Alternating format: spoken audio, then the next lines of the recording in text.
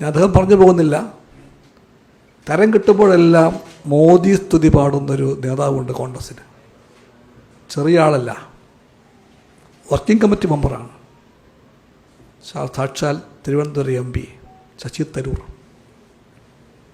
Working കമ്മിറ്റിയാണ് കോൺഗ്രസ് പാർട്ടിയുടെ ഏറ്റവും വലിയ ഉന്നതാധികാര ഘടന സമിതി.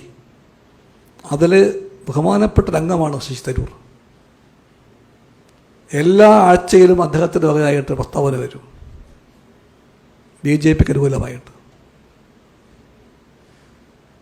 ഇപ്പോൾ ന്യൂയോർക്കിലെ പുതിയ ഇടതുപക്ഷ മേയറെ ചൂണ്ടിക്കാണിച്ചുകൊണ്ട് ആ മേയറെ കമ്മ്യൂണിസ്റ്റ് ഭ്രാന്തനെന്ന് വിളിച്ച അമേരിക്കൻ പ്രസിഡന്റ് ട്രംപുമായിട്ടുണ്ടായ കൂടിക്കാഴ്ചയുടെ പശ്ചാത്തലത്തിൽ ഒരു പഴുതുണ്ടാക്കിയിട്ട് അവിടെയും ശശി തരൂർ മോദിയെ സ്തുതിച്ചു.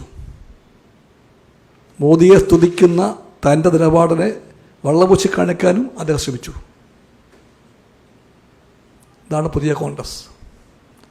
അന്ന് കോൺഗ്രസിൻ്റെ നേതാക്കന്മാർ ചോദിച്ചു, ഇങ്ങനെ എപ്പോഴും സ്തുതിക്കാൻ വേണ്ടിയാണെങ്കിൽ എന്തിനാണ് തരൂർ ഇവിടെ നിൽക്കുന്നത്, അങ്ങോട്ട് പോയിക്കൂടെ എന്ന് ചോദിച്ചു. അവർ ശബ്ദം താഴ്ത്തിയാണെങ്കിലും ഈ രാജ്യം ചോദിക്കുന്നു. അങ്ങനെയാണെങ്കിൽ ആ നേതാവിനെ പുറത്താക്കാൻ എന്തേ കോൺഗ്രസ് പാർട്ടിക്ക് ധൈര്യമില്ല?